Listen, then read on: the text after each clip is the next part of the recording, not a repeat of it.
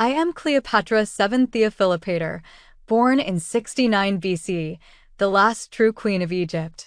When I first opened my eyes in Alexandria, I was born into a world of grandeur, complexity, and danger.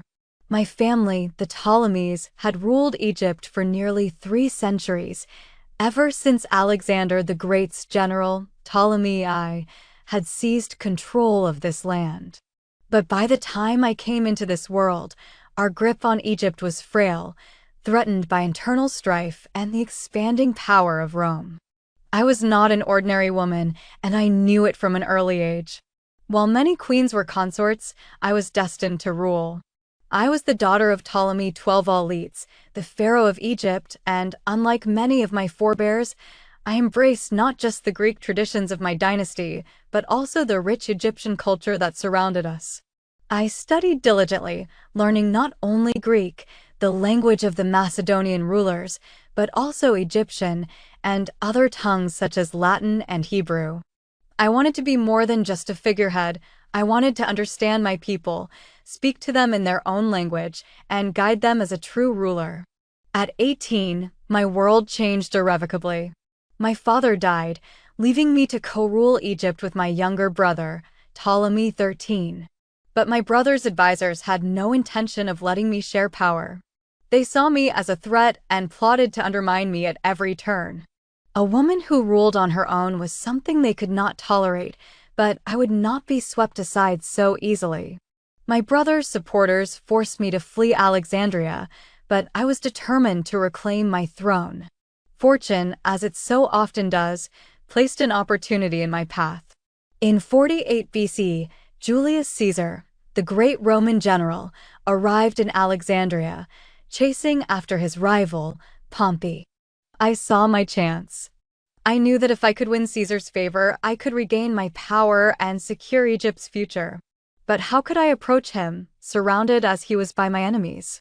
Legend has it that I had myself rolled into a carpet and smuggled into Caesar's quarters. The truth may not be as dramatic, but it is no less daring. When Caesar saw me, he saw not just a queen in exile, but a woman of intelligence, beauty, and ambition. We quickly became allies, and soon, more than that. With Caesar's support, I defeated my brother's forces and returned to power. I ruled Egypt as queen, and Caesar, though a Roman, became my lover. Together, we envisioned a future where Rome and Egypt could coexist as partners. Our relationship was not just one of convenience or strategy, it was also one of passion. I bore Caesar a son, Ptolemy Caesar, whom I called Caesarion. To me, he represented the union of two great powers, the child of the East and the West. But our time together was brief. In 44 BC, Caesar was assassinated in Rome, and my world was thrown into chaos once again. My son, the heir to Caesar's legacy, was suddenly vulnerable, and I knew that without powerful allies, Egypt itself could be swallowed by Rome's ambitions. The power struggle in Rome that followed Caesar's death led me to the next pivotal figure in my life, Mark Antony. Like Caesar, Antony was a great Roman general, a man of immense charisma and military prowess. When we met, I saw in him a partner not just in politics, but in life. Antony needed me as much as I needed him.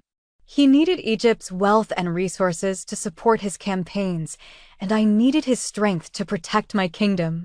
Our alliance, both political and romantic, was a powerful one. Together, we ruled the eastern half of the Roman Empire. I bore him 3 children, Alexander Helios, Cleopatra Selene, and Ptolemy Philadelphus. We were not just partners, we were equals, bound together by love and the shared vision of a united empire where Egypt and Rome could thrive. But the tides of Roman politics were against us. In Rome, Antony's rival, Octavian, portrayed our relationship as a threat to Roman values and sovereignty.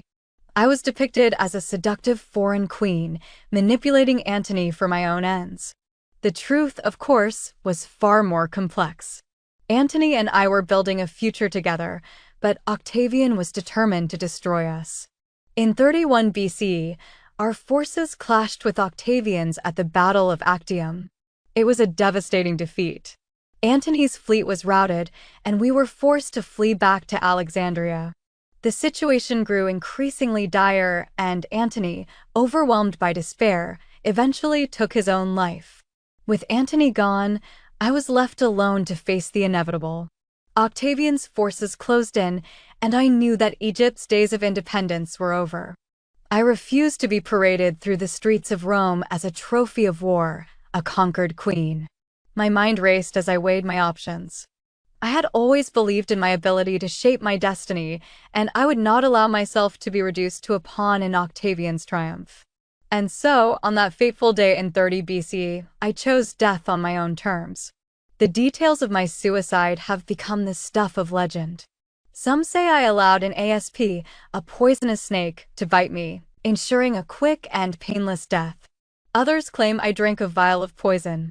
However it happened, I left this world as I had lived in it on my own terms as Queen of Egypt. But even in death, my legacy endured. I had fought for Egypt's survival until the very end. I had ruled not as a puppet, but as a sovereign, navigating the complex and dangerous politics of Rome while maintaining the splendor and independence of my kingdom. I had borne children who would carry the blood of both Egypt and Rome, a symbol of the unity I had strived for. I have been remembered in many ways, as a seductress, a cunning politician, a tragic lover, and a powerful queen. History has often reduced me to a figure of scandal and romance, but I was more than that. I was a woman who understood power, who fought for her people and her children, and who refused to be diminished by the men who sought to control my fate. Yes, I was beautiful, but my beauty was but one aspect of my power. My true strength lay in my intellect, my diplomacy, and my understanding of the world around me. I knew how to navigate the treacherous waters of politics, how to win the loyalty of those who mattered, and how to inspire devotion in both my people and my allies. Even after my death, Egypt's legacy lived on. Though my kingdom fell to Rome, my story did not end there. The legend of Cleopatra, Queen of Egypt, has endured for millennia, inspiring poets, playwrights, artists, and rulers alike. My life, marked by triumph and tragedy, continues to captivate imaginations, a testament to the enduring power of a woman who refused to be forgotten.